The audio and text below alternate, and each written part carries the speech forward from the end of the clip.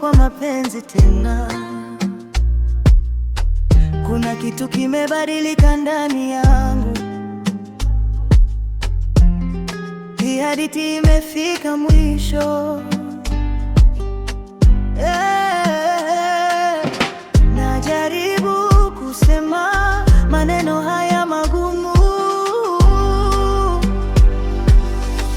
Tuachane kwa amani, bila kelele, bila makelele. Tuachane kwa amani, kila mtu njia yake. Tuachane kwa amani, moyo ukweli. Tuachane kwa amani, bila kelele, bila makelele. Tuachane kwa amani, kila mtu njia yake. Tuachane kwa amani, hiyo ukweli. Nakumbuka tulivyoanza, ahadi nyingi tamu,